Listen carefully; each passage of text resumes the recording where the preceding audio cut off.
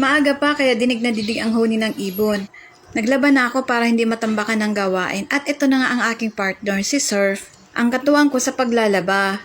Malaking pasasalamat ko sa WAIS University at sa Team WAIS dahil sa natanggap kong gift box. Alumni ako ng WAIS University Batch 1 2022. May powder, Fabcon, conditioner, at Nor Cubes. Nagulat ako may padating daw na package i-deliver dito sa bahay. Ito pala ang laman. Iniipon ko bawat pakete. Ayan, ang dami na nga akong nagamit. Titignan ko nga pala kung meron pa akong, ayan, konti na lang.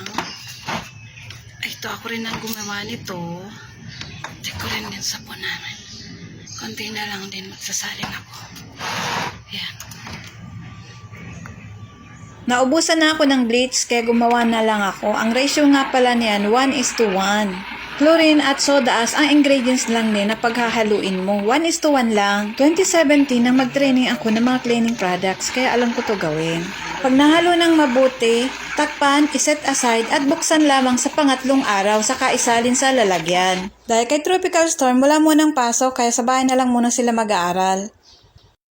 Nagpabadala na lamang si teacher ng aralin through messenger para magawa namin dito sa bahay. Kailangan gabayan si Bunso sa kanyang pag-aaral para maintindihan niyang mabuti kung ano ang pinadala ni teacher. At pag naipaliwanag ko na rin naman sa kanya kung anong dapat gawin, kaya niya na mag-isa nang wala ako sa tabi niya. Nung pandemic, nahirapan sila kasi nga naninibago dahil yun ang new normal. Pagkatapos naman ng aralin niya, pumunta naman ako sa tindahan para bumili ng mauulam. Ito na, may kangkong ka na, 12. Nakapananghalian na kaya kailangan ng hugasan ang mga hugasan para hindi tambak ang mga hugasin. May kanya-kanyang schedule sa paghuhugas ang mga anak ko. Pero ang tagal bago mahugasan, aabutin talaga yan ng susunod na kainan. Nag-remold ako ng scrap soap. Ayan, matigas na pagkalipas ng isang araw. Meron pa kasi ako natitirang scrap soap kaya ayan, niremold ko kasi sayang naman para may magamit na naman kaming sabon. Magandang negosyo ang paggawa ng sabon. Ganyan ang ginagawa ko pag nagre-remold ng mga scrap soap. Kapag matigas na, pwede mo nang tanggalin sa hulmahan.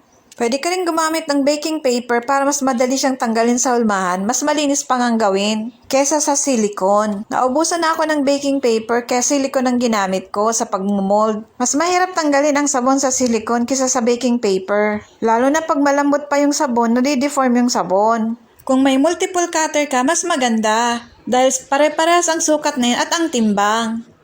Wait lang, tingnan natin tong iba. Tama yung ano ko. Wait lang na. O yun. May kaunting ano. Ayan. Oh, sobra tong isa. Yan. Yun, 160 grams. Ayan.